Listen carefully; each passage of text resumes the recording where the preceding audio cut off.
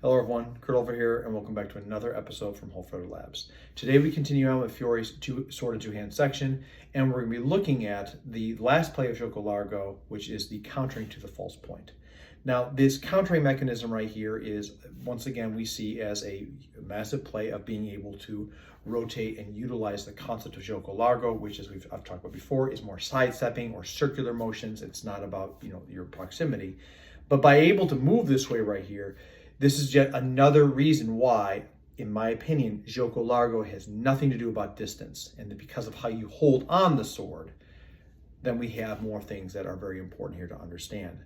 So with that being the case here, we're going to take a look at some of the things we see here as far as the rotational motions, as far as to counter this. We're also going to see how the different ways of gripping, and this may be treating another way here about how we come out and we shorten our own point here into another action, and that how, again, our angle of approach is very important to be able to keep ourselves alive in a closing opponent. So with that being the case here, let's get into it. All right, welcome back. And this week here, we're going to be talking about the counter to the false point, or the short point, which we talked last week. Now, a big thing about this right here, again, this counter, Fiore says, is both good in and out of armor, which again, what is armor in this case right here? Chainmail, plate. Not necessarily certain right here about what that is, where he's intending on that, what level of armor, but the point being right here is that this is something he says is good both in and out of armor, and therefore we can be able to employ it in a variety of different plays. With that being the case here, the big thing that I really want to showcase here again is that, again, we'll go through the play, and we're going to go through the whole concept once more, and then from there we're going to swap sides so we can see how this works here as far as turning against it. Now, how somebody knows this right here, again, this is where, again, the notion which Fiore says in the very beginning, do they take up a position of our Mazzari? How do they stand? Are they big or are they stronger? The only advice, in my opinion, with what he says is the guiding factor of how he can see what that person is or is not doing. And that means I've had to perceive this first before I went into this. I've had to see this, know this somewhere else, and therefore I have information on it, okay? So again, just to recap on this, step a little bit over to the side here. This is the play we talked about from last week. Then coming up this way, I've come off line here, boom, and I've stepped into the spot right here where I've thrust into this position. Now, the big thing about this right here is, off of this crossing here, it says that the person that's going to be performing against this will turn their sword the same way. Now, when we say turn the sword the same way, I don't think he's saying that we're trying to rotate. We're not going to be doing this and then coming around. By coming here with the pass, it's the same thing about turning it onto the other side of the body. By coming here and coming around, I've turned the sword onto a playing field. So being here and then coming across. Here and then coming across. There's two sides of play there that are happening, which allows for different angles in this spot. So for me, how I see this, I don't get too caught up in this. I don't think the person doing this is going like this in place. I don't think that the case at all. Do they have the time for it all? I think they're just trying to get the sword on the other side as fast as possible. So the image we're looking at is this. And in this case right here, the big thing about this is, as Mr. Connor has thrown his mezzani here, which I have chosen to get across this way on the person, right? This is my covering mechanism. So I've moved over this way, and he starts to turn across. I don't have the ability to come straight back this way. If I come back with a false edge shot, this actually makes it really way worse for me on this case. And of course, you can already see here how this gets even worse here for other things in that play. So again, we're seeing concepts before. If I come back with this, oh God, he is covered very, very, very well in that regard against this. He also has got access to be able to close in.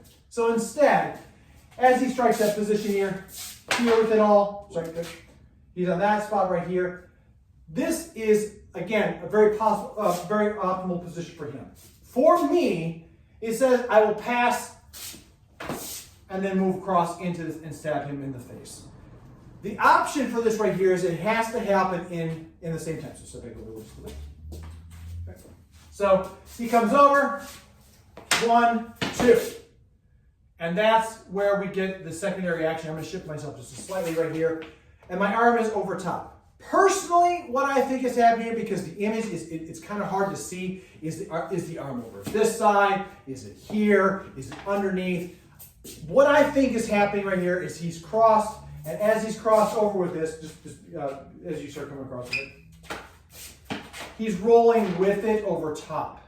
Now, as you've seen with previous sharp sword videos, if I go like this right here and he stops us with it, we are now in a position where it's locked.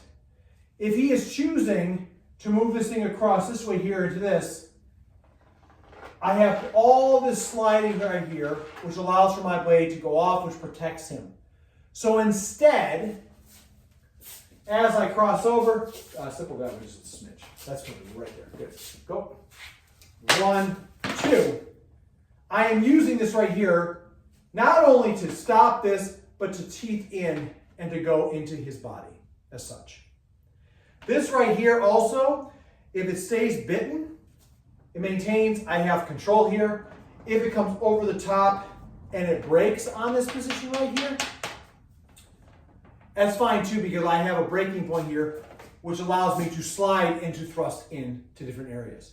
That's a big part about this right here. So again, we may catch it, we may bind over with the half sword, and then leverage in to thrust him in the face using one of these 60 guards, the thumb inboard position right here, or the posta spada. And that's a big factor about this right here, is that essentially this is not just, going right in for the thrust. It's also a matter of being able to bind against it, because there's other plays that will go into armor. We'll talk a little bit here with this case in point. But the big thing right here is, in this case, since I've passed over this way to meet him, right? And again, I could either be stepping into this, or I could be stepping out of it. It doesn't matter, because he's directing my energy into the blow. Doesn't matter. The whole point right here is, by doing this right here, I have got to roll around to face in that incoming shot. Again, off of this position, from that crossing, which is, again, this is a great thing to do in armor. This is a little bit of bonus feature on this, is that essentially, if he does that, so 1, wide step, I took a wide, largo rotation right here. I'm in this spot. If he decides to push up and keep binding with me, well, now I go right into the position here where I can stab on the inside. Let's rotate. Cross up. I'm right here into one of the other plays, which allows us access. This crossing and sticking is as much about me coming across here to move wide to shift the thrust into his chest or throat or face, as it is if I come this way and he starts to push up with this. Well, now I've got other means where I can rotate over top, which allow other armored sword plays, which again are just advantageous in there. Why is this largo? So again, in this case, if I decide to cover with this, he's coming wide angle to get around me. By me also going here, I am also going wide. I'm not going straight in with this, because to go straight in, if I go straight in on this, cover, I have not rounded out. I'm going straight into a spot that's going to push me over. And yes, I've got a half sword position, as we can see here, but he's closed this down and I'm in trouble. Instead, off of this, again, I step in, 1, 2. That is a 1. I'm going wide with this to give myself the space that's necessary to move in on him. And that's, once again, one of the reasons why, to me, gioco largo is not about distance. It is about how we enter in. It is sidestepping. It's learning how to displace energy to and through a cross, which allows us access to the portions of movement. And with that being the case here, that's going to wrap up this right here. Again, this is tricky and complicated. And depending on how you see the terms and how they may mean, what they mean to you, this could vary in many ways. If you believe in how sharp swords bind and whatnot, if you believe that they stick on that, if you don't believe that they stick on that, that's also going to affect how you look at this. We see this as sharp swords binding, and therefore being a deciding factor, which allows for certain things here that we have to play with right here. And again, if it doesn't, just slide through this. Those are other factors that may deter you on that. But regardless of this, the wide stepping motion and allowing us to mezza volt, to step into the person's blow, is a key factor which allows for this to work. So as you can see with the video, again, this is this concept of gioco largo, right? as we close out this section right here, this concept of stepping wide on an opponent, to me, this right here, this whole section, those last bits of plays, again, exemplifies that. And again, to me, this tells me that it has nothing to do with distance, nothing at all. And the reason why that's the case is if I have to shorten my point, right? If I've had to shorten my point, then I am crossing, effectively in this case, I'm either in mezza spada, or I could be at the forte of the spada, right? So the crossing is a lot closer. So off of this covering mechanism right here, where I've chosen to come into this, again, this is still gioco largo. This is not a long distance fight. This is sidestepping. This is circular motion right here. It's not a guard to defeat someone in a wide play. It's not something to defeat in this portion. It is means that movement-wise, we've got to circle on each other. So with that being the case here, a lot of how this works, at least to me, is anytime that I have employed this in sparring, and it's only been a few times, the thing that has kept me at least covered has been to move sideways on this. Because as you saw in the video, if I go straight forward into Connor after he does that right here, I don't necessarily have the time, and he has a lot more coverage space here. I don't have the ability to move around unless I also circle with him. These last two plays of gioco largo, I think, are really important because to me, it's about pace keeping, right? So if they've come into this direction and I've come off, I have to also keep the same kind of tack and turn, if you will, in order to be able to make my fighting and closing that much more important.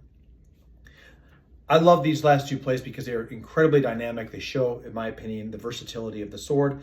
They also, in many cases here, they also may be great entry points into armor, as we will see in later, after we finish up the sword section. We'll see the sword, the armored sword section.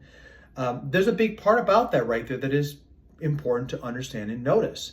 That, how do I get the sword that's like this into a shortened point grip? This may be one of the ways in which that is done. It could be, you could start off that way, but if you know all the nasty things that you can do to somebody that you might be trying to do here, then there's a reason to take these type of options and these actions in different directions and to transition and switch. Now, Fiore also says that this one right here is both good in and out of armor. So again, we're looking at a type of sword of a time, what type of duel this could have been, whatever the case may be. But we are seeing here how essentially this kind of rotational and movement concept is a great way for us to see how we can kind of turn and get that shortened point onto somebody rather than just assuming it. So off of crossing and then making a shape, which again, I think also informs a lot about the technology of the sword, as we've talked about before with some of the other videos about how narrow that point I think needs to be so you don't actually cut your hand open in order to have effective, good pointing on an opponent. So again, that's the last bits right here that I'm going to talk about. That again, please, I'm very curious what people have to say about these last two plays. To me, they are very, very illuminating. They have a lot more to do with like circular motion. And again, if you've ever worn a helmet before and you've had visors, moving like this, at least in my experience, is a great way to get into somebody's blind spot. So instead of trying to fight forward, I think is a very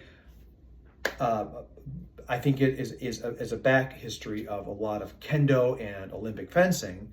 I think that the people of the time would be much more rotational, and I stand by that because again, in my own training and my own work with people, it has become very, very effective to move that way on somebody. It's not about trying to cheat, not trying to if I go this way, I'm outrunning the sword. No, it actually just means I have different ways that I can trap and move on somebody. And perhaps also, if you think about what Lichtenauer says in his text, to fight with all of the body, well, if I'm stepping in those directions, I'm using all of my body, which makes it a lot easier for me to do the actions that are necessary. So with that being the case here, again, please don't forget, like, subscribe, share with a friend out there, leave a comment below. Let me know what your thoughts are on these last two plays here, on this play right here. Let me know about your practice that's going out there. What have you experienced when it comes down to this? I'm very curious to see how people look at this, and what kind of things have you observed with this? Don't forget, hit that bell to be notified when new content is dropped, because we would love to have you on this journey of Fiore's Armazzari in the 14th century, and to grow this channel, and that's not possible without viewers like you. So please, come join us. And as always, everybody, please, until I see you, stay safe out there, train well, and fight on. I'll see you all soon.